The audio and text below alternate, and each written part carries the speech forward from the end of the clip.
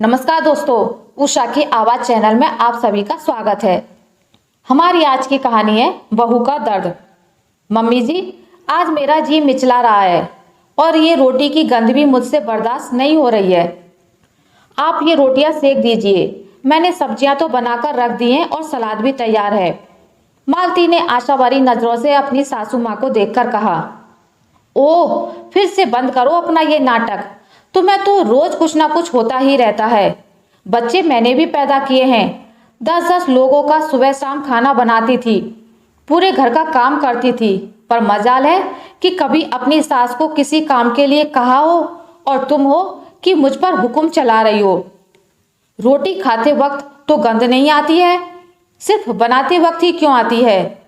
वृंदा जी ने तेज आवाज में कहा। मालती फिर आगे कुछ ना कह सकी और धीरे धीरे रोटियां बनाती रही। उसने मुंह पर एक सूती रुमाल बांध लिया ताकि वो गंध ना आ सके। अभी उसे 5वां महीना चल रहा था। 2-3 दिनों से उसे रोटी की गंध बर्दाश्त नहीं हो रही थी। शरीर का वजन भी बढ़ता जा रहा था। गर्भवती महिलाओं को ज्यादा से ज्यादा काम करना चाहिए ताकि बच्चा स्वस्थ हो, ऐसा वृंदा जी का मानना था। पर वो ये कभी नहीं कहती थी कि थोड़ी थकान महसूस हो तो थोड़ा आराम भी कर लेना चाहिए। वैसे तो मालती घर के सारे काम करती थी, बस एक बाई झाड़ू पोंछे के लिए आती थी, वो सुबह सुबह करके जाती थी। उसके अलावा भी घर में 100 काम होते हैं। मालती के सास ससुर, पति देवर के अलावा एक ननद भी है जो अभी कॉलेज की पढ़ाई कर रही है। वृंदा जी उसके लिए भी वर तलाश रही हैं। कॉलेज पूरा होते ही वो उसकी शादी कर देना चाहती हैं।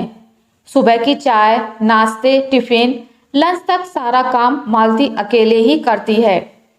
फिर कपड़े सुखाने से लेकर उन्हें प्रेस करने की जिम्मेदारी उसी की होती थी। शाम की चाय, स्नैक्स से लेकर रात का खाना और बर्तन तक वो खुद ही करती थी। सारा काम अकेले करके और खड़े रहकर उसके पैरों में सूजन आ गई थी।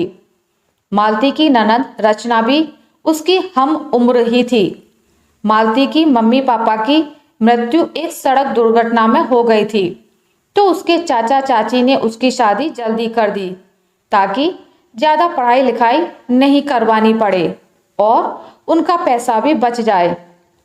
मालती ऐसी अवस्था में बड़ी ही परेशान रहने लगी थी। पति रोहित को उसकी बात सुनने की फुर्सत नहीं थी। वो अपनी मम्मी के खिलाफ कुछ सुनना भी नहीं चाहता था। वो अपनी परेशानी आखिर किससे कहती? उसकी चाची भी कम ही बात करती थी। एक दिन रविवार को दोपहर को वो रसोई में काम कर रही थी, तो थकान और दर्द के मारे उसके आंसू ही निकल गए। जब उसकी ननद रचना ने देखा तो उसने पूछ लिया, भाभी आप क्यों रो रहे हो? आपको कोई तकलीफ है क्या? उस दिन मालती का सारा गुब्बार फूट गया।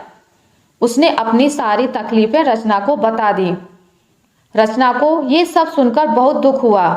वो ज्यादातर अपनी पढ़ाई और सहेलियों में व्यस्त रहती थी और जब भी घर पर रहती तो वृंदा जी मालती के साथ प्यार से बात करती थी। अगले दिन रचना कॉलेज नहीं गई और सिर दर्द का बहाना बनाकर लेट गई। वृंदा जी ने पूरा घर सिर पर उठा लिया क्योंकि उनकी बेटी के सिर में दर्द जो हो रहा था। मम्मी, आप इतनी क्यों परेशान हो रही हो? आखिर सिर दर्द ही तो हो रहा है। मुझे लैपटॉप पर काम करके कॉलेज के असाइनमेंट पूरे करके देने हैं, वरना मैम मुझे बहुत डांटेंगी और अगर मैंने बताया कि मैं सिर दर्द होने की वजह से अपना असाइनमेंट पूरा नहीं कर पाई तो उन्हें लगेगा कि मैं दर्द का नाटक कर रही हूँ, काम से जी चुरा रही हूँ। अरे तेरी मैम के अंदर जरा सा भी दिल है नहीं है क्या? काम कल की जगह परसों जमा करवा देना। कोई इतने दर्द में कैसे काम कर सकता है? मैम के क्या बच्चे नहीं हैं जो उन्हें बच्चों का दर्द महसूस नहीं होता है? तभी मालती अदरक वाली चाय लेकर आ जाती है। रचना चाय का घूंट पीकर कहती है, मम्मी जब भाभी इतने दर्द में अकेले काम कर सकती है तो मेरा तो ये मामूली सिर दर्द है। हमारी मैम के पास तो दिल नहीं है, पर आपके पास तो दिल है जो मेरी छोटी सी बीमारी में पिघल गया। आप तो माँ हो, आपने तो बच्चों को जन्म दिया है। वो दर्द सिर्फ अपनी ही संतान के प्रति है। आपकी संतान को जन्म देने वाली है, उनके प्रति आपकी ममता और भावनाएं क्यों सो गई? आप इतनी कठोर कैसे हो सकती हैं? आज आप मेरे दर्द में मेरी साथी हैं, पर भाभी की तो माँ भी नहीं है। वो अपना दर्द किससे कहें? भाभी का दर्द आपको नाटक ही क्यों लगता है? बेटी का दर्द कलेजे में उतरता है और बहू का दर्द नाटक लगता है। आप मुझे तो सिरदर्द में भी इतना आराम करवा रही हो और भाभी से इतनी तकलीफ और दर्द में भी आप काम करवाती हो, उनकी जरा सी भी मदद नहीं करती हो। कल को मेरी सास भी मेरे साथ ऐसा ही व्यवहार करेगी तो आपको कितना दुख होगा। भाभी की मम्मी को भी वहां ऊपर दुख हो रहा होगा।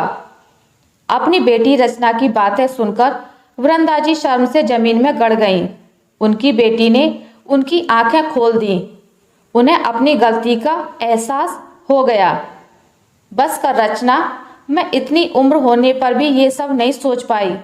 बहू का दर्द मुझे कभी नजर नहीं आया, पर मैं अब ऐसा नहीं करूंगी। मुझसे जितनी मदद हो पाएगी मैं मालती की मदद करूंगी और उसका दर्द एक बेटी का दर्द समझकर महसूस करूंगी। मालती ने अपनी ननद को बहुत धन्यवाद दिया। आखिर उसने सगी बहन जैसा फर्ज अदा किया था।